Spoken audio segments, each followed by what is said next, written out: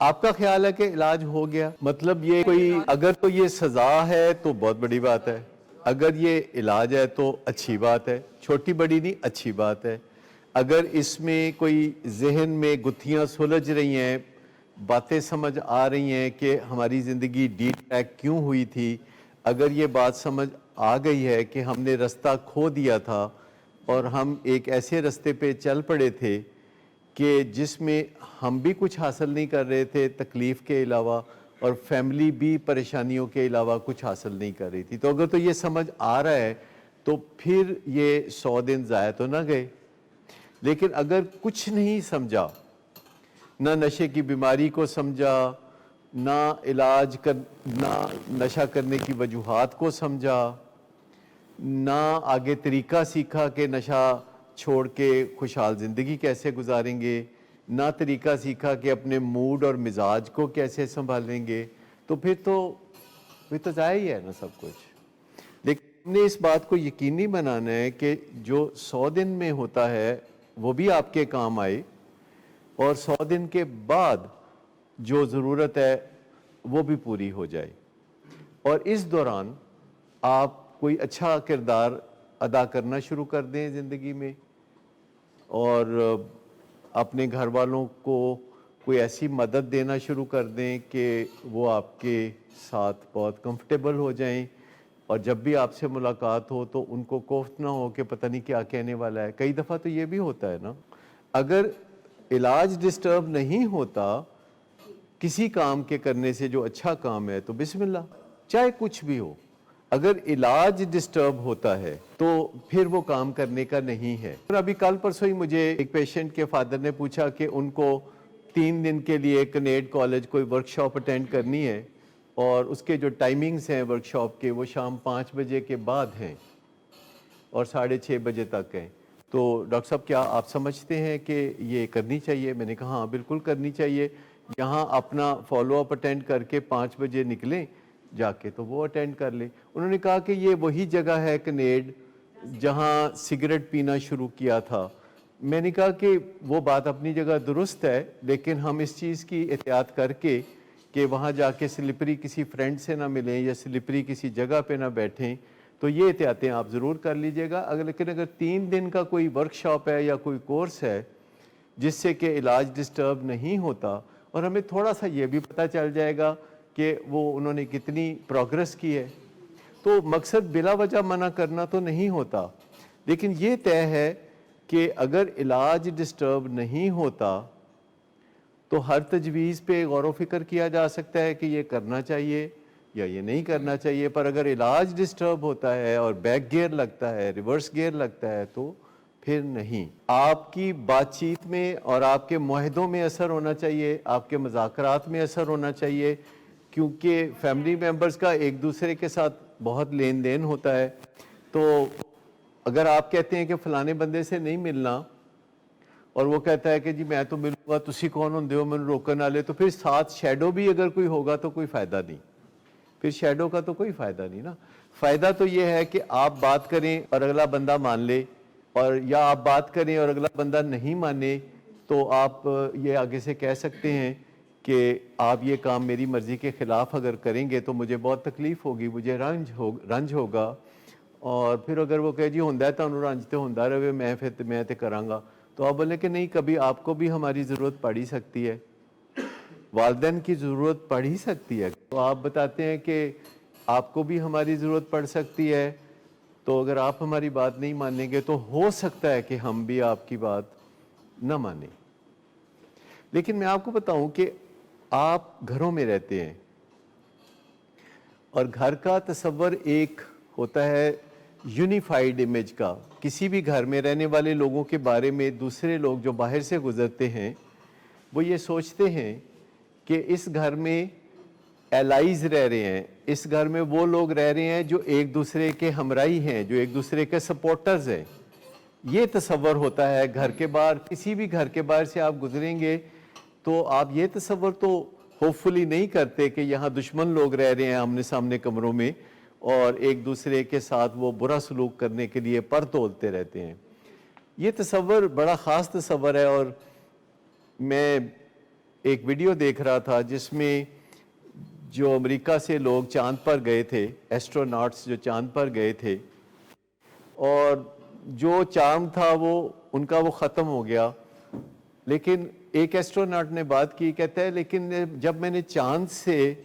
زمین کو دیکھا تو میرا مقصد پورا ہو گیا. کہتے ہیں میں نے چاند پہ جا کے جو کچھ دیکھا تو اس سے تو مجھے کوئی خاص نظر نہیں آیا، چاند پہ کوئی ایسی چیز نظر نہیں آئی کہ میرا دل خوش ہو جاتا، لیکن جب میں نے چاند سے زمین کو دیکھا تو وہ ایک بقا نور تھا، گرین کلر کا، زمین کا جو امیج تھا. تو کہتا ہے مجھے پہلی دفعہ لگا کہ زمین پہ رہنے والے لوگ اصل میں ایک ہیں. کہتا ہے میں نے پہلی دفعہ کرۂ ارض کا ایک یونیفائیڈ امیج دیکھا، اور وہاں مجھے کوئی سرحدیں نظر نہیں آئیں، وہاں مجھے کوئی گورے کالے کا امتیاز نظر نہیں آیا، کیونکہ وہاں یہ چیزیں زیادہ سوچی جاتی ہیں. اور مجھے لگا کہ ویسے کرۂ ارض کے اندر رہنے والے جو لوگ ہیں وہ ایک دوسرے کے سپورٹر ہیں، ایک دوسرے کے ساتھی ہیں. اور مجھے اس بات کی بڑی خوشی ہوئی کہ یہ لیسن میں نے چاند پہ جا کے سیکھا. تو ویری نیکسٹ ڈے میں واک کر رہا تھا اپنے علاقے میں، اور ہمارے علاقے میں کوئی 300 گھر ہیں وائرلیس کمپاؤنڈ میں، اور ان گھروں میں لوگ رہتے ہیں، لیکن زیادہ تر لوگ گھروں کے اندر ہی رہتے ہیں، گھر سے باہر نہیں نکلتے. میں ذرا واک شاک کرتا رہتا ہوں، تو میں ایسے ہی مختلف گھروں کو دیکھتا رہتا ہوں، تو مجھے کوئی بندہ نہیں نظر آتا باہر آتے ہوئے یا اندر جاتے ہوئے. مجھے یوں لگتا ہے کہ ان کے بچے ملک سے باہر جا چکے ہیں، وہاں سیٹل ہو چکے ہیں، وہ بڑھاپے کی زندگی گزار رہے ہیں، رچ لوگ ہیں، ملازموں کے ساتھ رہتے ہیں، کیونکہ گھر کے دروازے پہ ملازم کو سگریٹ پیتے ہوئے، بچے کھیلتے ہوئے کبھی کبھی نظر آ جاتے ہیں. تو گھروں کو دیکھ کے جو بڑے پیارے گھر ہیں، تو مجھے لگا کہ اس گھر کے اندر جو لوگ رہ رہے ہیں یہ ایک دوسرے کے ایلائز ہیں، یہ ایک دوسرے کے دوست ہیں، یا ایک دوسرے کے ہمدرد ہیں، ایک دوسرے کے ساتھی ہیں، ایک دوسرے کی مدد کرنے والے لوگ ہیں. اور پھر دوسرا خیال میرے ذہن میں آیا کہ نہیں، ایسا تو نہیں ہو سکتا، کیونکہ جو سننے میں آتا ہے وہ یہ آتا ہے کہ بہت خوشحال گھرانوں میں بھی لوگ ایک دوسرے کی جان کے دشمن بنے رہتے ہیں، اور ایک دوسرے کو بہت ستاتے ہیں، اور ایک دوسرے کو بہت پریشان کرتے ہیں. تو میرا سارا خواب وہ چکنا چور ہو گیا. میرے تو ہر کوئی الہی ہی ہوتا ہے، کیونکہ میں جب جاتا ہوں وہاں واک کرتا ہوں تو مجھے جو بھی بندہ نظر آتا ہے یا میں سلام کر دیتا ہوں یا وہ سلام کر دیتا ہے، اور میں وہاں کا بندہ ہوں جو پھرتا رہتا ہے. اور تمام گھروں کے جو ملازمین ہیں وہ میرے زیادہ واقف ہیں، اور کبھی کبھی جو گھر کے مالکان ہیں وہ بھی دروازے سے نکلتے واپس جاتے ہوئے آمنا سامنا ہوتا ہے، تو انہوں نے دیکھا ہوتا ہے ٹیلی ویژن پہ، تو وہ سلام دعا لے لیتے ہیں. تو مجھے تو نہیں مشکل پیش آتی ہے الائز بنانے میں، مجھے تو ساتھی بنانے میں، دوست بنانے میں، مہربان بنانے میں، سرپرست بنانے میں مجھے کوئی مشکل پیش نہیں آتی. تو ہر بندے کے ساتھ محبت کا رشتہ بنانے میں بہت آسانی محسوس کرتا ہوں، کیونکہ یہ تو بہت آسان ہے محبت کا رشتہ بنانا. اصل بات مشکل جو ہے وہ تو دشمنی کا رشتہ بنانا ہے. تو ایک سبق میں یہ بھی تھوڑا سا کنوے کرنا چاہتا ہوں کہ جب آپ ایک گھر میں رہتے ہیں تو ایک بنیادی نظریہ ہونا چاہیے، ایمان ہونا چاہیے کہ ہم ایک دوسرے کے ساتھی ہیں، مددگار ہیں، ہم ایک دوسرے کے کام آنے والے لوگ ہیں، ہم ایک دوسرے کو ستانے والے لوگ نہیں ہیں. لیکن ایک تسلی ہوتی ہے بڑی کہ اگر میں ستاؤں گا بھی تو اے پھر بھی کدرے نہیں جان گے، ایتھی رہن گے. یہ جو ایک تسلی ہے کہ یہ تو ماں باپ ہے، تنگ کروں گا تو کوئی فرق نہیں پڑے گا، ماں باپ تو مہربان ہی ہوتے ہیں، یہ بیوی ہے، یہ خامد ہے، اگر میں اس کو ستاؤں گا تو خیر ہے، انہیں کتنے ٹر جانا ہے، ایتھے ہی کدرے رہے گی. یہ جو سوچیں ہیں جو چلتی رہتی ہیں انسان کے ذہن میں، اس سے پھر بندہ جو ہے اس کے اندر کا جو جانور ہے وہ زیادہ ایکٹیو ہو جاتا ہے. کل ہی میں کسی سے بات کر رہا تھا، میں نے کہا جس طرح سڑک کے اوپر کوئی دو گاڑیاں ٹکراتی ہیں تو یہ بڑا ریئر فینومینا ہے. عام طور پر سڑک پہ گاڑیاں اپنے اپنے رستے پہ چلتی رہتی ہیں، پر آپ نے ضرور دیکھا ہوگا کبھی نہ کبھی کہ کوئی دو گاڑیاں آپس میں ٹکرا جاتی ہیں. اسے ہم ایکسیڈنٹ کہتے ہیں. میں کہتا ہوں اسی طرح کسی گھر میں اگر کوئی میاں بیوی ہوں اور دونوں بہت ہی بھلے مانس ہوں اور بہت ہی پیار سے رہنے والے ہوں اور بہت ہی خوشی سے رہنے والے ہوں، تو یہ وہی حادثہ ہے جو سڑکوں پہ دو گاڑیوں کے اتفاقی طور پر ٹکرانے سے سامنے آتا ہے. یہ وہ حادثہ ہے. یعنی یہ بہت کبھی کبھار ہونے والا یہ واقعہ ہے کہ دو بھلے مانس میاں بیوی بن جائے. عموماً یہ ہوگا کہ دو میں سے ایک بھلا مانس ہوگا یا دونوں ہی بھلے مانس نہیں ہوں گے. یہ اصل میں ہمارا ایک پروگرام بھی ہے جو ہم وقتاً فوقتاً ڈیلیور کرتے ہیں, جسے چمپ برین کہتے ہیں. چمپ برین, جو چمپ برین کا پروگرام ہے, جو چمپ برین ہے, یہ ایک پروگرام ہے, انٹرنیشنل پروگرام ہے, جس کے مطابق وہ کہتے ہیں کہ ہر انسان کے اندر کوئی نہ کوئی اینیمل ضرور رہتا ہے. ہیومن بینگ کے اندر بھی ایک اینیمل رہتا ہے, اور وہ اینیمل زیادہ تر کوشش کرتا ہے کہ ہر بات میں آگے ہو کے کوئی نہ کوئی کارنامہ سر انجام دے. ہر انسان کے اندر ایک اینیمل ہوتا ہے, وہ کوئی بھی اینیمل ہو, چاہے وہ شیر ہو یا بکری ہو, اس کے اوپر حاکم تو انسان ہی ہونا چاہیے نا. انسان کے اندر جو اینیمل ہے اس کا جو مالک ہے وہ تو انسان ہی ہے نا. اگر آپ کے گھر میں آپ نے کوئی پالے ہوتے ہیں, پیٹس رکھے ہوتے ہیں, تو وہ کس کا حکم مانتے ہیں؟ آپ کا حکم مانتے ہیں نا. اگر آپ انہیں کچھ کہتے ہیں تو وہ آپ کے حکم بجا لاتے ہیں. اگر آپ آتے ہیں تو وہ آپ کے پاؤں میں آ کے تو اٹکیلیاں کرنے لگتے ہیں. جتنے بھی پالتو جانور ہوتے ہیں یا جو پیٹس ہوتے ہیں, ان کا یہی مقصد ہوتا ہے کہ وہ آپ کے تابع ہوں. پر وہ جو اندر کا جانور ہے, اس کو ہم اپنے تابع رکھنے کے لیے کوئی خاص تدابیر نہیں کرتے ہیں. مطلب یہ ہے کہ یہی تو ہماری جدوجہد ہے کہ ہم اپنے اندر کے انسان کو ذرا اوپر لائیں اور جانور کو ذرا تھوڑا کہیں کہ آرام سے بیٹھو, اس کو ٹیم کریں, ٹھیک ہے, اور ٹیم کر کے رکھیں, اور اپنے اندر کے انسان کو زیادہ فعال رکھیں, زیادہ ایکٹیو رکھیں. علاج جتنا بھی ضروری تھا وہ ہو چکا ہے, ہم ان کی کوئی نیت پہ شبہ نہیں کر رہے, لیکن ابھی علاج ہونا باقی ہے. ڈیزیز کانسیپٹ آف الکوہلزم یہ ہے کہ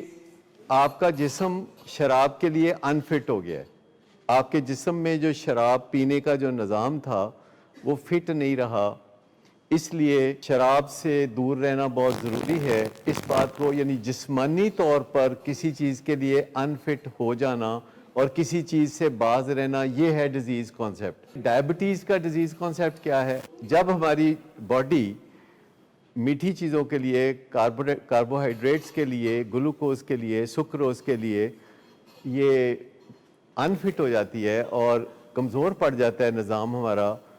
کاربوہائیڈریٹ سے ڈیل کرنے کے لیے, تو اس کو ہم کہتے ہیں کہ ڈائبٹیز ہو گئی ہے. لیکن دوسری طرف پرابلم یہ ہے کہ پچھلے بہت سے سالوں میں, 10, 20, 30, 40 سالوں میں ہم نے کھلا ہی کھایا ہوتا ہے. ہم نے کھیریں, فرنیاں اور مٹھائیاں کھائی ہوتی ہیں, ہم نے آم کھائے ہوتے ہیں, انگور کھائے ہوتے ہیں.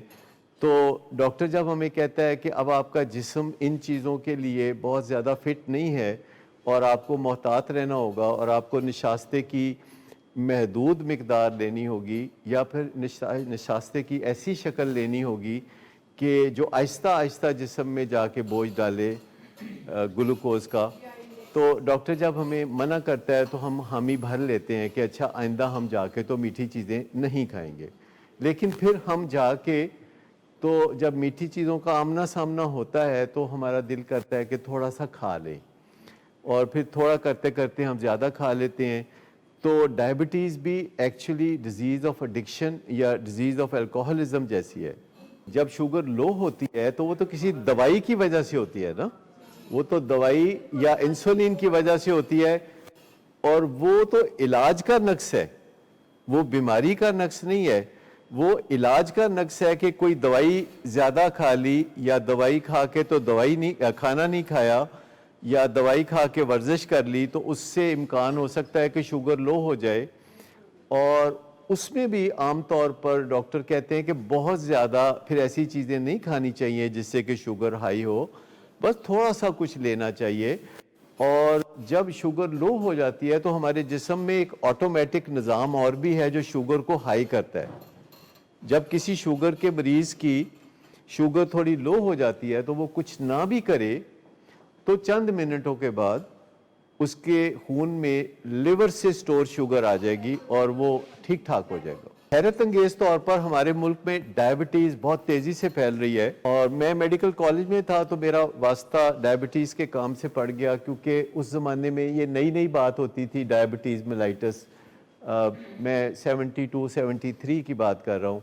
اور ہمارے ایک پروفیسر تھے، انہوں نے ایک ڈائبٹیز کا کلینک بنایا سول ہاسپٹل کراچی میں، جو کہ ڈاؤ میڈیکل کالج کے ساتھ اٹیچ ہے۔ تو اس میں انہوں نے کہا کہ آپ کی اردو اچھی ہے، ذرا میں انگریزی میں کچھ لکھتا ہوں تو آپ اسے اردو میں کر کے لکھ کے دے دیں، تو ہم کوئی بکلیٹ بنائیں گے اور پھر اس میں اسکیچز بنائیں گے اور لوگوں کو ایجوکیٹ کریں گے کہ ڈائبٹیز کیسے درست کی جا سکتی ہے اور نظام کو کیسے بہتر بنایا جا سکتا ہے۔ تو اس زمانے میں 1% پاکستانیوں کو ڈائبٹیز تھی، جسٹ 1%۔ یہ 72 کی بات ہے، 1% پاکستانیوں کو ڈائبٹیز تھی۔ اچھا، اس وقت بھی پاکستان میں 1% لوگوں کو شکیزوفرینیا ہے، تو پاپولیشن میں تقریباً 1% لوگوں کو شکیزوفرینیا ہوتا ہے، اور یہ تب بھی 1% تھا اور اب بھی 1% ہے، لیکن ڈائبٹیز 1% سے 15% تک جا چکی ہے، اور پاکستان میں اس وقت کم از کم 4 کروڑ لوگ ایسے ہیں کہ جن کو ڈائبٹیز ہے، اور ان میں سے 2 کروڑ لوگ ایسے ہیں کہ جن کو پتہ ہی نہیں کہ ان کو ڈائبٹیز ہے۔ اور ڈائبٹیز ایک ڈیزیز جنریٹر ہے، یہ ایک بیماری ہے تو یہ دوسری بیماریاں پیدا کرتی ہے، جیسے کہ ایڈکشن کی بیماری اور الکوہلزم ڈیزیز جنریٹر ہے۔ الکوہلزم سے 304 بیماریاں پیدا ہوتی ہیں، خالی الکوہلزم سے۔ ڈائبٹیز سے بھی بے پناہ بیماریاں پیدا ہوتی ہیں، اور پاکستان جیسا ملک جو کہ مالی طور پر اتنا آسودہ حال نہیں ہے، وہ اتنی میڈیکل کیئر فراہم نہیں کر سکتا کہ ہم بیمار ہونا افورڈ کر سکیں۔ ڈائبٹیز کے معاملے میں یا بلڈ پریشر کے معاملے میں یا ہارٹ ڈیزیز کے معاملے میں ہمارے وسائل بہت محدود ہیں، اور کورونا کے معاملے میں بھی پہلے ہمارے اوپر کافی میڈیکل برڈن جو ہے وہ پڑا ہوا ہے۔ تو کچھ نہ کچھ احتیاط ڈائبٹیز کے ڈے پہ ہم سب کو کرنی چاہیے کہ ہماری فیملیز میں ڈائبٹیز نہ بڑھے۔ اور یہ بڑھ کیوں رہی ہے؟ یہ بڑھ رہی ہے غلط لائف سٹائل کی وجہ سے بڑھ رہی ہے۔ یہ لائف سٹائل خراب ہے۔ لائف سٹائل میں خرابی یہ ہے کہ ہم اندھا دھند کھانا چاہتے ہیں، ہم نے بہت زیادہ پیزا کھانا سیکھ لیا ہے، ہم نے کولڈ ڈرنکس بہت پینے سیکھ لیے ہیں، اور ہم گوشت بہت کھاتے ہیں، پھر ہم گھی بہت کھاتے ہیں، ہمارے سامنے جو چیز آئے ہم کھا جاتے ہیں۔ اور خاص طور پر دعوتوں کا جب سے رجحان ہوا ہے، آپ کو شاید یہ سن کے حیرت ہو کہ 40 سال پہلے لاہور میں مٹن کڑھائی اور چکن کڑھائی نام کی کوئی چیز نہیں ہوتی تھی، اور یہ آہستہ آہستہ پھر رجحان ہوا، بفے کا رجحان ہوا، جس میں پراتوں میں سالن پڑا ہوتا ہے اور ہم جتنا چاہیں وہ کھا سکتے ہیں، اور ہم نے جتنا نہیں بھی کھانا ہوتا ہم وہ بھی ڈال لیتے ہیں، اور پھر جب ڈال لیتے ہیں تو پھر کھانا پڑتا ہے۔ ڈیزیز کانسیپٹ جو ہے وہ صرف اتنی بات ہے کہ جیسے کسی زمانے میں آپ نے الکوہل لینا شروع کی تو آپ کا جسم الکوہل کے لیے فٹ تھا، اور بہت سارے لوگوں کا جسم فٹ ہوتا ہے ابتدا میں۔ ہر وہ بندہ جو شراب شروع کرتا ہے، اس کا مطلب یہ نہیں کہ وہ الکوہلک ہوگا۔ شراب شروع کرنے والوں میں سے 10 سے 15% لوگ ہیں جو بعد میں الکوہلک بنتے ہیں، جس کا مطلب ہے کہ ان کا جسم شراب کے لیے انفٹ ہو جائے گا، اور شراب ان کے جسم میں جا کے زہریلی ہو جائے گی۔ شراب صحت مند آدمی کے جسم میں جا کے پانی اور کاربن ڈائی آکسائڈ میں تقسیم ہوتی ہے،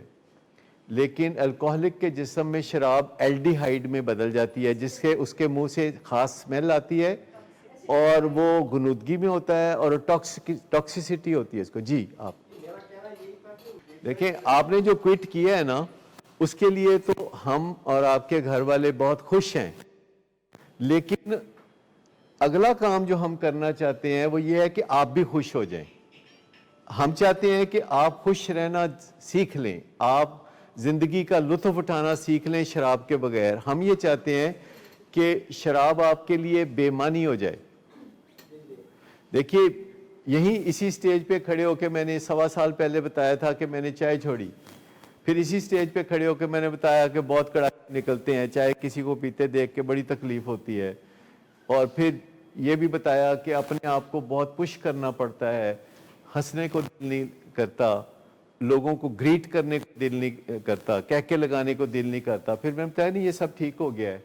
اب بے معنی ہو گئی ہے کہ مجھے یعنی بالکل بے معنی چیز لگتی ہے، کیونکہ میں نے اس کے بعد ایسا سیکھا ہے کہ جو کچھ چائے کی مدد سے میں کرتا تھا،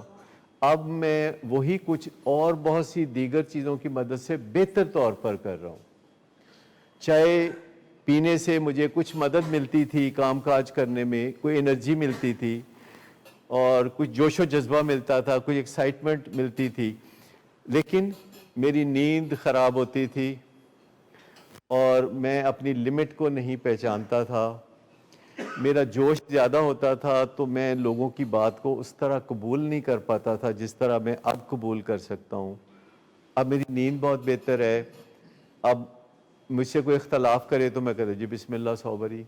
مطلب میں زور نہیں دیتا کہ جو میں کہہ رہا ہوں تو آپ یہی کریں یا یہی مانیں. میں کوئی اپنی منوا لیتا ہوں، کوئی میں مان لیتا ہوں. اس سے میرے تعلقات میرے ارد گرد کے لوگوں سے تھوڑے بہتر ہیں. لیکن آپ کی جو بات ہے یہ بڑی اہم ہے. یہ ہر پیشنٹ اپنے گھر والوں کو یہ کہتا ہے کہ خدا دا نا جے ہن ولنگ ویز دا کھیڑا چھڑ دیو، ولنگ ویز دے پیچھے نہ چلو، سانو اپے تسی فیصلے کیوں نہیں کر دے. اس طرح کی باتیں دل کسی کا بھی نہیں کرتا. ہسپتالوں میں جانے کا کس کا دل کرتا ہے؟ ہسپتالیں سلوک ہی بڑا برا ہوتا ہے. یا لوگ کی ٹیکے لاندے نے، یا لوگ کی پھر کہندے نے کپڑے لا کے لیٹ جاؤ تو اسی تھانوں چیک کرنا ہے، یا پھر وہ کہتے ہیں اچھا کیل ٹھوک کے آپ کی ہڈیاں جوڑنی ہے، یا کہتے ہیں سٹینٹ ڈالنا ہے آپ کو، یا کہتے ہیں آپ کا پیٹ پھاڑ کے تو آپ کا پتا نکال کے باہر پھینکنا ہے. تو ایسے کاموں کے لیے ہسپتالوں میں جانے کا دل کسی کا نہیں کرتا. کون کہتا ہے کہ کسی کا دل کرتا ہے؟ ہسپتالوں میں لوگ جاتے ہیں اپنی ڈس ایز سے چھٹکارا. ڈس ایز یعنی جب ان کو آسانی نہیں رہتی، ان کو مشکل ہوتی ہے، ڈس ایز ہوتی ہے، تو اس سے چھٹکارا پانے کے لیے وہ پھر ہسپتالوں میں جاتے ہیں. دیکھیں نا لفظ ہے ڈیزیز، اس کو دو حصوں میں بدل دیں تو ہے ڈس ایز. تو جب ڈس ایز ہوتی ہے تو آپ یہاں بھی آتے ہیں. والدین کب آتے ہیں یہاں پہ؟ جب ان کو ڈس ایز ہوتی ہے، جب ان کے لیے بہت مشکل ہو جاتا ہے اپنے پیارے کے ساتھ کوپ کرنا. اور جب آپ چلے جاتے ہیں تو ابھی 50 دن آپ نے گزارے ہیں تو مجھے لگتا ہے جیسے تھکاوٹ ہے، آپ کو ایگزوشن ہے تھوڑی سی یہاں. لیکن آپ نے دیکھا ہے کہ آپ کے 50 دنوں سے نتائج کتنے اچھے نکلے ہیں. ہمیں تو نتائج دیکھنے ہیں نا، کہ ان کو ہم دیکھتے ہیں تھوڑا تھوڑا مسکرا رہے ہوتے ہیں، کھل کے نہیں مسکراندے اللہ، لیکن تھوڑا تھوڑا مسکرا رہے ہوتے ہیں تو ہمیں بہت اچھے لگتے ہیں. اور آگے امید پیدا ہوتی ہے کہ اچھا تو یہاں تک ہے تو آگے بھی. تو تھوڑا سا آپ اپنے آپ کو ریسٹ دیں، اپنی نیند پوری کریں اور اپنے نتائج پہ نظر رکھیں. اپنی تھکاوٹ کو بھی آپ پرواہ کریں اس کی، اور کچھ ایسا کام کریں کہ آپ کو تھکاوٹ زیادہ نہ ہو. لیکن ہو جاتی ہے تھکاوٹ جب کوئی فیملی ممبر جس کی آپ بہت بھرپور مدد کر رہے ہیں اور وہ آگے سے گریٹفل بھی نہیں ہوتا. بہت ساری بیماریوں میں کوئی بندہ کسی مریض کی خدمت کر رہا ہوتا ہے اور مریض مہینوں گزر جاتے ہیں اور کبھی شکر گزار نہیں ہوتا اور اپنی زبان سے کوئی ایسے کلمات نہیں کہتا. گھروں میں ابھی تو خیر وہ سین کم دیکھنے میں آتا ہے، گھروں میں پہلے سین بہت دیکھنے میں آتا تھا کہ کوئی بزرگ خاتون یا بندہ جس کو فالج ہوتا ہے، کوئی خاتون یا بندہ جس کو فالج ہوتا ہے تو وہ بستر پہ لیٹی ہوئی ہے تو اس کی بہوؤں میں سے کوئی یا اس کی بیٹیوں میں سے کوئی یا کوئی اس کی کوئی بہن یا کوئی اور اس کی خدمت کرتی ہے اور اس کو ہاتھ سے کھانا کھلانا، اس کی صفائی ستھرائی کرنا، یہ سب کچھ کرنا. لیکن جب وہ خدمت گار خاتون، چاہے وہ بہو ہو، چاہے بہن ہو یا ماں ہو یا کوئی بھی ہو، جب وہ مریض کی طرف دیکھتی ہے تو اس کے چہرے پہ بہت تلخی سی نظر آتی ہے، کوئی شکر گزاری نظر نہیں آتی اور آنکھیں پتھرائی ہوئی سی لگتی ہیں. تو جو خدمت کرنے والا ہے اس کو کافی مشکلات ہوتی ہیں. ٹھیک، تو ایسی بیماریوں میں جس میں آگے امید کوئی نہیں ہوتی، جس کو فالج ہوا ہے اس کا فالج ٹھیک کوئی نہیں ہونا، تو خدمت کرنے والے کے لیے تو کوئی ہوپ بھی نہیں ہوتی، لیکن نشے کی بیماری میں ہمارے پاس ہوپ ہوتی ہے کہ آج سے ٹھیک 6 مہینے پہلے جو آپ کے ہسبینڈ تھے، آج سے ٹھیک 3 مہینے پہلے جو آپ کے ہسبینڈ تھے، اور جو آج ہیں وہ بہت خوشگوار اور بہترین اور خوبصورت صورتحال بن رہی ہے۔ اگر گھر میں نشے کی بیماری ہو اور نشے کی بیماری چل رہی ہو اور ایکٹیو ہو، اور کوئی بیوی یا گھر کا فرد اس کی خدمت کرتا ہے اور دن بدن صورت خراب ہو رہی ہوتی ہے، تو پھر اس میں جو کرتا ہے اس کو ہم کو ڈپینڈنسی کہتے ہیں۔ لیکن جب کوئی نشہ چھوڑ دیتا ہے اور کھپاتا ہے اور اداس ناراض ہوتا ہے اور کبھی کہتا ہے کہ جی تسی میرا علاج کرا کے بڑا ظلم کیتا ہے، کبھی کچھ کہتا ہے کبھی کچھ کہتا ہے، تو ہمیں انڈرسٹینڈ کرنا چاہیے کہ وہ جان بوجھ کے ہمیں تنگ نہیں کرتا، اس کے موڈ اور مزاج میں ابھی اتنی بہتری نہیں آئی، اس لیے وہ اداس ناراض رہتا ہے۔ اتنے سمجھدار ہیں کہ جو کچھ بھی ہو رہا ہے وہ اگرچہ مجھے اچھا نہیں لگ رہا لیکن ہے میری بہتری میں۔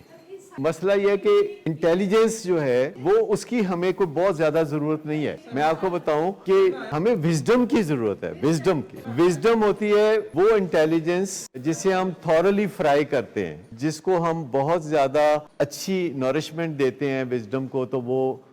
اس کو انٹیلیجنس کو، تو پھر وہ وزڈم کی شکل اختیار۔ جو پیشنٹ ہوتا ہے وہ جو باتیں بھی یا حرکتیں کرتا ہے وہ بیماری کے زیر سایہ کرتا ہے، وہ اس کے اپنی حرکات و سکنات نہیں ہوتی، وہ اس کے اپنے بیہیویئر نہیں ہوتے، وہ اس کے بیہیویئر ہوتے ہیں کسی بیماری کے زیر اثر۔ اگر کوئی بندہ کھانستا ہے تو وہ کسی بیماری کے زیر اثر کھانستا ہے۔ اگر کوئی بندہ تپ جاتا ہے، جسم اس کا گرم ہو جاتا ہے، تو یہ پیچھے کوئی بیماری ہے جو اس کو بخار ہے جس کی وجہ سے تپ گیا ہے۔ تو نشے کے مریض جو کچھ بھی کرتے ہیں جنہیں ہم کریکٹر ڈیفیکٹس کہتے ہیں، یہ کریکٹر ڈیفیکٹس نشے کی بیماری آنے کے بعد تیزی سے جمع ہونے شروع ہوتے ہیں۔ جب تک کسی بندے نے نشہ نہیں کیا ہوتا تو ضروری نہیں کہ اس میں کوئی کریکٹر ڈیفیکٹ ہو بھی سکتے ہیں، پر ضروری نہیں کہ ہوں، لیکن اس کا موڈ خراب رہتا ہے۔ یہ جو موڈ کی خرابی ہے اس کو بہت ریسنٹلی توجہ دی گئی ہے۔ یہ جو موڈ کی خرابی ہے اس کو 50 سال پہلے 100 سال پہلے کوئی توجہ نہیں دیتا تھا۔ یہ ایک پہلو انسانوں کی زندگی کا ہے کہ جس کے اوپر توجہ پچھلے 25 سال میں دی گئی ہے، اور جو اس پہ توجہ دی جا رہی ہے تو انسانوں کے لیے بہترین حل نکل رہا ہے کہ وہ موڈ کی خرابی کو پہچان لیں اور وقت سے پہلے کوئی چارہ کریں کہ ان کو کسی نشے کی یا شراب کی ضرورت پیش نہ آئی۔ اسی بات یہ ہے کہ ہمیں پتہ ہوتا ہے، جیسے مجھے پتہ ہے کہ میرے ننہال میں موڈ کی خرابی بہت پائی جاتی تھی۔ تو موڈ کی خرابی میں نے دیکھی، وہ بے پناہ دیکھی، اپنے ننہال میں موڈ کی خرابی بے پناہ دیکھی، اور جو بھی بزرگ تھے گھر کے، ماموں یا ہمارے نانا، تو ہم چھپتے پھرتے تھے، بھاگتے پھرتے تھے کہ آمنا سامنا کہیں ہو نہ جائے، کہیں ہماری شامت نہ آ جائے، کیونکہ ان کے منہ سے مسکراہٹ، ابھی بھی میں اپنے تمام ماموں کا چہرہ اگر اپنے ذہن میں لاتا ہوں تو مجھے کبھی وہ مسکراہٹ والا چہرہ یاد نہیں ہے۔ اگر آپ 1 سال کے بچے کو بھی مسکرا کے دیکھیں، میں ابھی بات کر رہا تھا کہ میں وہ واک کرتا رہتا ہوں، دن میں کئی دفعہ کوئی آڈیو پروگرام سن رہا ہوتا ہوں وائرلیس کمپاؤنڈ میں، تو وہاں ملازموں کے چھوٹے چھوٹے بچے گھروں کے بالکل آگے والے حصے میں ذرا کھیل رہے ہوتے ہیں، تو کسی بچے سے نظر ملتی ہے تو میں مسکراتا ہوں، تو وہ آگے سے جوابی طور پر مسکراتے ہیں۔ میں آپ کو بتاؤں کہ جو ہماری پچھلی جنریشن تھی ان کو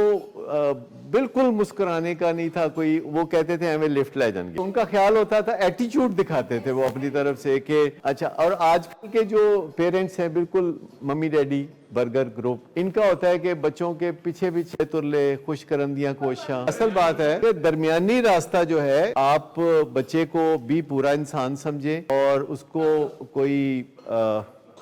ایسا نہ سمجھے کہ ابھی تو چھوٹا سا، پتہ نہیں آپ میں سے کبھی کسی کو یہ یاد ہے کہ نہیں کہ جب آپ چھوٹے سے ہوتے تھے اور آپ کے ارد گرد فل بلون ایڈلٹس ہوتے تھے تو آپ کے ذہن میں کیا خیال آتا تھا؟ یعنی 1-1.5 سال کا بچہ جو ایسے کر کے دیکھ رہا ہے اپنی والدہ کو یا والد کو، اور وہ ہیوج قسم کا جو ایک تاثر آتا ہے۔ 1-1.5 سال کا بچہ جب یہ ایسے ہی ہے جیسے میں ابھی ایسے اوپر دیکھوں تو مجھے ایک 27 فٹ کا کوئی بہت بڑا جناتی سائز کا انسان نظر آئے تو میں نے اس سے اب کیا بات کرنی ہے، اس سے بات کیا کرنی ہے؟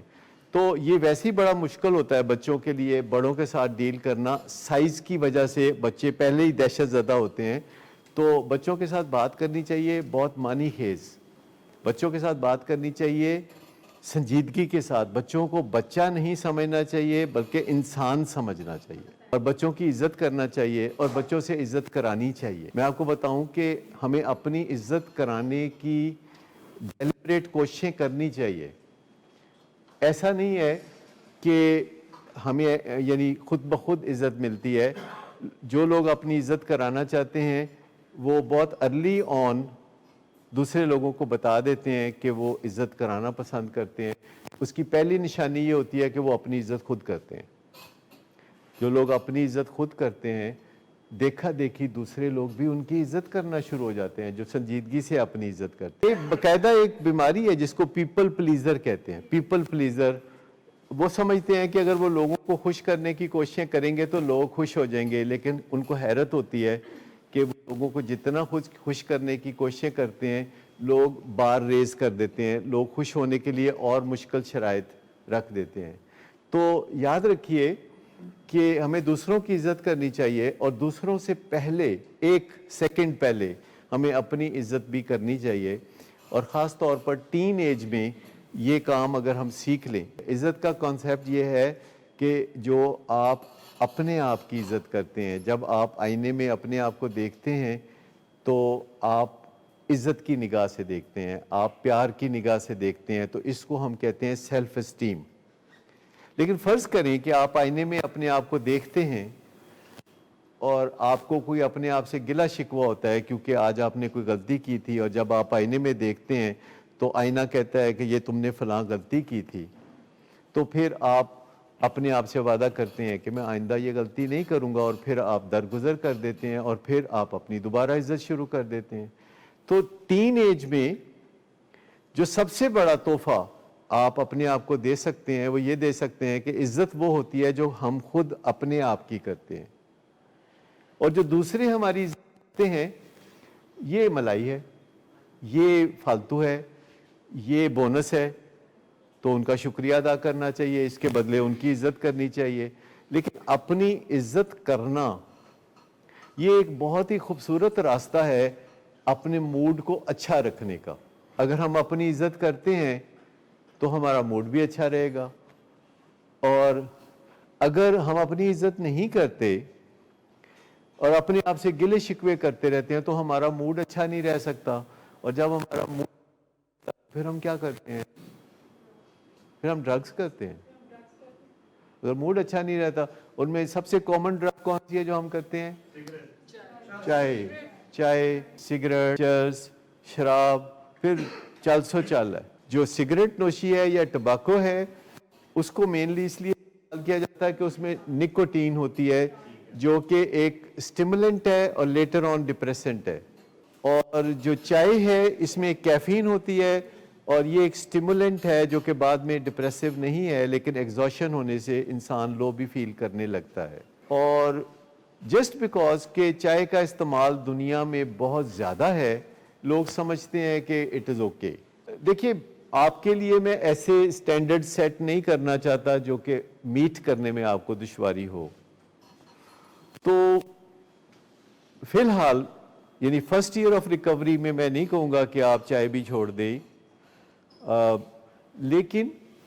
اگر آپ سیکنڈ ایئر آف ریکوری میں جاتے ہیں اور پھر تھرڈ ایئر آف ریکوری میں جاتے ہیں تو پھر آگے بڑھتے رہنا آپ کا ایک شوق بھی بن جاتا ہے. تو آپ کہتے ہیں اچھا اب کیا کروں، اور پھر آپ اگر چائے نہیں پیتے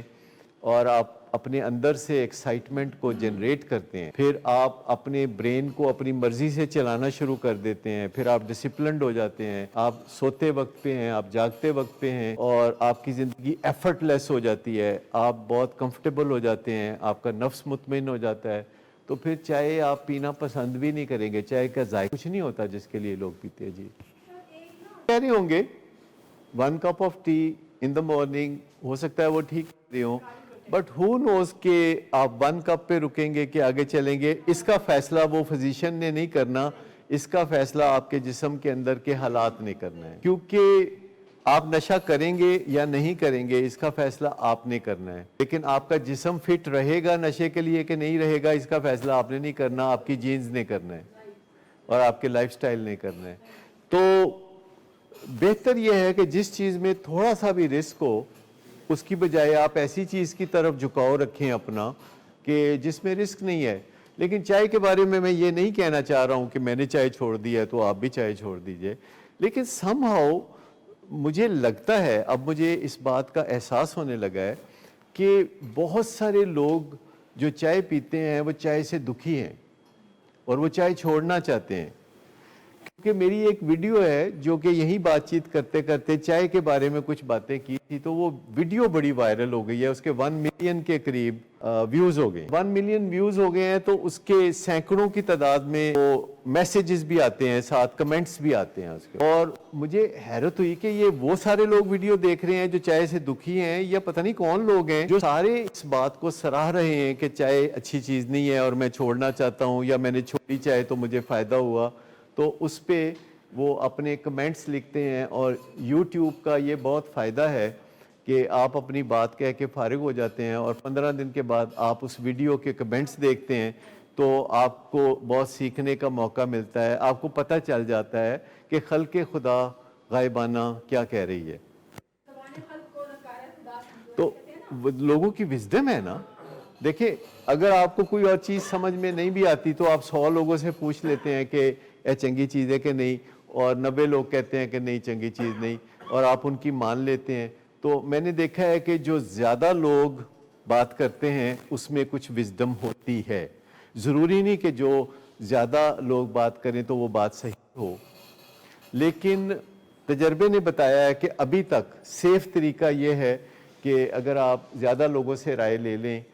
اور ان میں سے اکثریت جو کہتی ہے وہ کر لیں، اگر آپ کو کوئی صحیح طریقہ نہیں پتا، لیکن اگر آپ کو اسٹریٹ صحیح طریقہ پتا ہے، آپ گوگل پہ جا کے سرچ کر سکتے ہیں کہ دل کی بیماری سے بچنے کے کیا طریقے ہیں، تو پھر آپ ان طریقوں کو دیکھ لیں۔ لیکن اگر گوگل پہ کچھ نہیں لکھا ہوا دل کی بیماری سے بچنے کے لیے، تو پھر آپ 150 لوگوں سے پوچھ لیں کہ دل کی بیماری سے بچنے کے کیا طریقے ہیں، تو وہ بھی بتا ہی دیں گے آپ کو کچھ نہ کچھ۔ تو میں آپ کو بتاؤں کہ دوسرے لوگوں سے، یہ تو وہی بات ہے جو پہلے میں کہہ رہا تھا کہ جو پیغام میں دینا چاہتا ہوں کہ can you tell me one reason کہ ایک گھر میں رہتے ہوئے لوگ ایک دوسرے کو ستائیں۔ زیادہ تر لوگ کہتے ہیں، زیادہ تر لوگ اس بات سے اگری کرتے ہیں کہ ہمسایوں کے بڑے حقوق ہوتے ہیں۔ میں یہ بات کر رہا تھا کہ زیادہ تر لوگ آپ اس بات سے اگری کرتے ہیں کہ ہمسایوں کے بڑے حقوق ہوتے ہیں۔ فی الحال یہ جاننا چاہ رہا ہوں کہ آپ سمجھتے ہیں نا کہ ہمسایوں کے بڑے حقوق ہوتے ہیں۔ زیادہ تر لوگ یہ سمجھتے ہیں کہ جو لوگ ہمسائے نہیں بھی ہوتے ان کے بھی حقوق ہوتے ہیں۔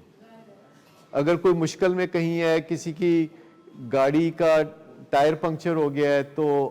آپ اس کی مدد کرنے لگتے ہیں، اسپیشلی اگر وہ کوئی خاتون ہو تو، کسی کو کچھ نہ کوئی مشکل ہو تو آپ اس کی مدد کر ہی دیتے ہیں۔ زیادہ تر میں بتا رہا ہوں کہ لوگ ہمسایوں کے ساتھ اچھے سلوک کی تلقین کرتے ہیں، عام لوگوں کے ساتھ اچھے سلوک کی تلقین کرتے ہیں، اور مسافروں کے ساتھ اچھے سلوک کی تلقین کرتے ہیں، بے روزگاروں کے ساتھ اور قسم و پرسی میں زندگی گزارنے والوں کے ساتھ اچھے سلوک کی تلقین کرتے ہیں، اور اس دوران بھول جاتے ہیں کہ اپنے گھرلیاں نال بھی کوئی چنگا سلوک کرے۔ یہ تو شروعات تو ماں باپ بہن بھائی میاں بیوی، بہت زور ہے اس پہ، بہت زور ہے اس پہ کہ آپ اپنے رشتہ داروں سے، احباب سے، دوستوں سے آپ مسکرا دیں تو یہ صدقہ ہے۔ تو میں یہی کہنا چاہوں گا کہ جو ایک گھر میں لوگ رہتے ہیں، بنیادی یونیفائیڈ ایک ان کی ایگزسٹنس ہے، ایک گھر میں وہ رہتے ہیں، آدھی رات کو کوئی تکلیف ہوگی تو ایک دوسرے کو آواز دیں گے، تو یہ ایک میں ریوائیو کرنا چاہتا ہوں، بات کو دہرانا چاہتا ہوں بار بار، کہ یعنی آپ سب کو بھی میں کہنا چاہتا ہوں کہ آپ دیکھیے، آپ یہاں پہ آئے کیونکہ گھر میں مسئلے پیدا ہو رہے تھے نشے کی بیماری سے، تو یہاں پہ آنا پڑا، لیکن گھر والے میں دیکھتا ہوں روز آتے ہیں اور بڑی دل جمعی سے وہ ساری بات سنتے ہیں، توجہ سے بات سنتے ہیں۔ بہت ہی نجی قسم کی، بہت ہی پرائیویٹ قسم کی رسپیکٹ کی بات کر رہا ہوں جو بالکل اپنی تنہائی میں جب آپ اپنے دل کے ساتھ باتیں کرتے ہیں، اپنے اندر آپ کی جو سیلف ٹاک چلتی ہے، تو بہت مشکل ہو جاتا ہے یہ رسپیکٹ کا امتحان پاس کرنا کہ آپ کے اندر سے آواز آئے کہ تم اچھے آدمی ہو۔ یہ جب اندر سے آواز آتی ہے نا، یہ بڑی مشکل سے آواز آتی ہے کہ تم اچھے آدمی ہو، اور الٹیمیٹلی نفس مطمئن ہوتا ہے تو یہ آواز آتی ہے، اور یہ آواز آتی ہے تو آپ اچھا محسوس کرتے ہیں۔ تو جو ہمارے یہ بچے ہیں جنہوں نے بڑی تکلیفیں بھی برداشت کی ہیں، نشے میں بری بری باتیں بھی سنی ہیں، اور سنی بھی ہیں، سنائی بھی ہیں، سب کچھ کیا ہے، لیکن میں آپ کو بتاؤں کہ ان کے پاس جو خوبصورت رستہ ہے وہ یہ ہے کہ یہ اپنے اندر کی اس آواز کو پیدا کر لیں کہ ان کے اندر سے آواز آئے کہ تم اچھے آدمی ہو۔ باہر ضرورت نہیں ہے، کوئی تمغہ، کوئی اس کا نعم البدل نہیں ہو سکتا، کوئی دنیاوی انعام اس کا نعم البدل نہیں ہو سکتا۔ یہ جو اندر کی آواز ہے، اس کی جو تلاش ہے، اسے ہی ریکوری کہتے ہیں، اسے ہی سیرینٹی کہتے ہیں۔ یہ جو اندر کی آواز ہے، اور میں آپ کو بتاؤں کہ یہ بہت مشکل کام ہے۔ یہ آپ دنیاوی ڈنکے بجا دیں، آپ اعلیٰ تعلیم حاصل کر لیں، آپ دولت حاصل کر لیں، آپ شان و شوکت اور پراپرٹیز بنا لیں، بہت اچھی بات ہے، لائف انرجی ہے اور وہ بونس ہے، وہ بھی مزے کا کام ہے، لیکن جو آخر انمول اور خوبصورت چیز ہے وہ اندر کی آواز ہے، جو کبھی آپ کے اندر سے جب ابھرنا شروع ہو جائے گی تو پھر پتہ چلے گا کہ اصل جس چیز کو ہم تلاش کرتے رہے ادھر ادھر باہر، وہ ہمارے اندر ایک گم شدہ آواز تھی جس کو ہم تلاش کر رہے تھے، اور جس دن وہ آواز ہم نے سن لی اور وہ آواز یہ کہے کہ تم اچھے آدمی ہو، تو پھر ہماری زندگی کا جو مقصد ہے وہ پورا ہو جاتا ہے اور ہم نفس مطمئن کے درجے پہ پہنچتے ہیں۔ اور اگر ہمارے اندر سے آواز آئے کہ یہ کام تم نے ٹھیک نہیں کیا، یہ تم نے ابا سے منہ ماری کی ہے، یا جو بیوی سے تم نے برے الفاظ بولے ہیں، یا اپنے بچے سے تم ہارش ہوئے تھے، یا اپنے ملازم کو تم نے بہت برے طریقے سے ڈانٹا، تو پھر آپ اپنے آپ سے صرف اتنا کہتے ہیں کہ اچھا آئندہ میں ایسے نہیں کروں گا، اور پھر forgive yourself۔ پھر اپنے آپ کو کوئی آپ زیادہ نشانہ نہ بنائیں بری بری باتوں کا، کیونکہ ہمیں پہلے ہی زمانے سے کافی بری باتیں سننے کا موقع بچپن سے ملتا رہتا ہے، اور ہم اگر ترسے ہوتے ہیں تو ایک اچھی آواز کو ترسے ہوتے ہیں کہ کوئی ہمیں ایک اچھی آواز کے ساتھ کہے کہ تم ایک اچھے انسان ہو، لیکن ہم نے کبھی یہ سوچا ہی نہیں کہ یہ کام ہم اپنے آپ سے شروع کر سکتے ہیں۔ یہ جو سیلف اسٹیم ہے بائی ڈیفینیشن یہ آپ کو کوئی اور نہیں دے سکتا، یہ آپ انہیرٹ نہیں کر سکتے، یہ آپ کو دوسرے لوگ نہیں دے سکتے۔ Self esteem by definition self esteem ہے، وہ اندر سے پیدا ہوتی ہے، اور وہ ایک گوہر نایاب ہے جو کہ اندر پیدا ہوتا ہے، اور آپ اس کی پرورش کرتے ہیں، اور پھر وہ ایک ایسا درجہ اختیار کرتا ہے کہ آپ اس کو محسوس کرنے لگتے ہیں۔ بار بار جو عزت کا معاملہ ہے وہ اس میں اس لیے کنفیوز ہو جاتے ہیں کہ ہمیں زمانے نے سکھایا یہ ہے، ہمیں والدین نے بچپن سے بتایا تھا کہ بیٹا تم نے بہت پڑھنا ہے، تم نے بہت دولت کمانی ہے، تم نے بہت بڑا افسر بننا ہے، تم نے بہت شہرت کمانی ہے، تمہارے جیسا کوئی نہیں ہونا چاہیے، بس تم ہونے چاہیے ایک بہت اونچے درخت کی شاخ پہ الٹے لٹکے ہوئے۔ یہ والدین ہمارے ذہن میں انسٹل کر دیتے ہیں، اور نہ اس کو بچپن انجوائے کرنے دیتے ہیں، نہ اس کو ٹین ایج انجوائے کرنے دیتے ہیں۔ ابھی وہ میٹرک میں ہوتا ہے، کہتا پتر ایک باری تو میٹرک سے نمبر لے لینا تو پھر دیکھی کیوں ہوتا ہے۔ یہ جو لوگ بھی اس کا تجربہ، جو ڈاکٹر لوگ ہیں زیادہ تر، ان کو بڑا والدین ایسے کہتے ہیں کہ کاکا تو ایک باری دیکھ تو میٹرک سے نمبر لے لینا تو پھر دیکھی کی ہوتا ہے، دس دن کہ کی ہوتا ہے۔ اس کے بعد ایف ایس سی کی باری آتی ہے، کہتا بس ایک باری تو ایف ایس سی نمبر لے لینا پھر دیکھی کی ہوتا ہے۔ اچھا وہ پوچھتے ہی نہیں کہ پھر ہوئے گا کی۔ اچھا اس کے بعد کیا ہوتا ہے، وہ میڈیکل کالج میں چلا جاتا ہے، اس کا واسطہ انیٹمی فزیالوجی سے پڑھ جاتا ہے، ایڈی وڈی کتاب ہوندی ہے، بندہ موڈے تو بھی رکھے تے چکی نہیں جاندی۔ اور اس کے بعد ٹیچر ہوتے ہیں جو بڑے ہارش ہوتے ہیں، بڑے ڈانٹتے ہیں، وہ بڑے لائق فائق لوگ ہوتے ہیں، پروفیسر لوگ ہوتے ہیں، اور وہ بہت بستی پروگرام ہوتا ہے، میڈیکل کالج میں بہت بستی پروگرام ہوتا ہے۔ اس کے بعد بندہ ڈاکٹر بن جاتا ہے، اور والدین جو کہتے ہیں بس ایک باری تو ڈاکٹر بن جائے نا تو پھر دیکھی کیوں ہوتا ہے، پھر دیتا ہویا کچھ بھی نہیں، کوئی پٹاخا، کوئی سمال انٹسٹائن اور کوئی لارج انٹسٹائن دے درمیان کوئی پٹاخا نہیں چلے. پھر وہ کہتے ہیں اچھا میرا خیال ہے کہ والدین جو کہہ رہے سن کہ پھر دیکھیں کی ہوئے گا، انہوں پھر آپ ہی لبنا پڑے گا. تو میں آپ کو بتاؤں کہ اصل چیز جو والدین کر سکتے ہیں اپنے بچے کے لیے وہ یہ ہے کہ وہ بچے کو شروع میں ہی اس کے ذہن میں یہ بات بٹھا دیں کہ یار تم بس ایسے بن جاؤ کہ تم اپنے آپ کو اچھے لگنے لگو. یہ ہے سیلف اسٹیم، کہ تم کچھ ایسے رنگ روپ اختیار کرنا، تم کچھ ایسی شکل و شباہت اختیار کرنا کہ تمہیں اپنا آپ اچھا لگنے لگے. اور نیچرلی میں آپ کو بتاؤں کہ جو بچے کو اپنا آپ اچھا لگتا ہے نا، اور یہی بچہ ہے جس کے صدقے واری اس کے ماں باپ بھی جائیں گے، کیونکہ جس بچے کی ماں باپ سے نہیں بن رہی ہوتی، سب سے پہلی بات یہ کہ اس بچے کی اپنے ساتھ نہیں بن رہی ہوتی. تو جی لکھی پڑی گل ہے. آج کا ایک جو ٹیک ہوم میسج ہے، لیکن just one take home message, کہ اپنی تنہائی میں اپنے آپ سے باتیں کرو اور دیکھو کہ کیا ہے جو آپ کو اچھا لگتا ہے، کیا ہے جو آپ کو اچھا نہیں لگتا. جو اچھا لگتا ہے اس پہ آپ اپنے آپ کو اڈور کرو، اور جو اچھا نہیں لگتا اس کے بارے میں آپ فیصلہ کرو کہ یہ میں نہیں کروں گا. اگر مجھے کسی سے سیکھنا پڑا تو میں سیکھ لوں گا. اور سیکھنا ایک بہت دلیری کا کام ہے، بہت بہادری کا کام ہے، یہ کوئی کمزوری یا ندامت کا کام نہیں ہے. تو یہاں آپ کو روزانہ ایسی ریسرچ بیسڈ باتیں جو بتائی جاتی ہیں کہ جو سب سے بڑا تحفہ ہے وہ عزت نفس کا تحفہ ہے، کہ آپ اپنے آپ کو عزت سے دیکھنے لگو. پر اس کے لیے خالی خواہش کافی نہیں ہے، اس کے لیے کوئی سفر کرنا پڑتا ہے، کوئی پینڈا کرنا پڑتا ہے. لیکن اس میں وزڈم جو ہے وہ ہمیں سمجھنے کی،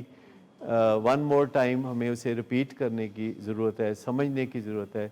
تو یہ چند باتیں ہیں کہ خوش رہیں اور اپنی زندگی کو خوشیوں کے حوالے کریں، فیصلہ کریں کہ آپ نے خوش رہنا ہے. اور اس کے علاوہ آپ اس بات کو سمجھ جائیں کہ فطری طور پر آپ کو ماضی میں موڈ اور مزاج کے مسائل تھے، اور آپ نے ایسے کوئی کرنا جس سے لوگوں سے تنازع ہوں اور آپ کا لوگوں کا موڈ خراب ہو. کیونکہ جب لوگوں کا موڈ خراب ہوتا ہے تو الٹیمیٹلی پھر وہ آپ کے اوپر کوئی نہ کوئی ایسی بات کرتے ہیں جس سے پھر آپ کا بھی موڈ خراب ہوتا ہے. اور ایک گھر کی جو انٹیگریٹی ہے، جو یونیفائیڈ امیج ہے، جو گھر ایک پناہ گاہ ہے، آپ سارے زمانے سے تنگ ہو کے میں آتے، جب آپ گھر میں آتے ہیں تو آپ کو تحفظ محسوس ہو. آج کل تو میں اکثر لوگوں کو دیکھتا ہوں کہ وہ گھر میں 2 منٹ ٹکنا نہیں چاہتے، شام کو گھر آتے ہیں تیار تیار ہو کے پھر باہر نکل جاتے ہیں، کیونکہ گھر میں انہیں کوئی بہت اچھا تاثر ایک دوسرے سے یا اپنے آپ سے نہیں ملتا. تو یہ 2-3 باتیں، اپنی عزت کا ایک تاثر جو ہے اس کو جمانا، اور اپنی عزت میں بڑھاوا کرتے رہنا، اور ایسے کام کرتے رہنا جس سے اپنی عزت کرنا آسان ہو جائے، اور اپنے گھر کو ایک اچھی پناہ گاہ میں، ایک ریٹریٹ میں بدلنا، کہ اگر زمانے میں کہیں بھی آپ پریشان ہوں تو آپ گھر آ کے تو پرسکون ہو جائیں. آپ کو اپنے ماں باپ، اپنے بیوی بچوں اور بہن بھائیوں کے قریب ہونے سے سکون ملے. آپ کو یہ ڈر نہ لگے کہ میں ابھی اپنے بیٹے کو ملوں گا تو پتہ نہیں پھر کی کہہ دے گا، پھر پتہ نہیں کی فرمائش کرے گا، پتہ نہیں بےزتی کر دے گا. یہ خوفوں میں سے ہمیں بہرحال نکلنے کی ضرورت ہے. Thank you very much.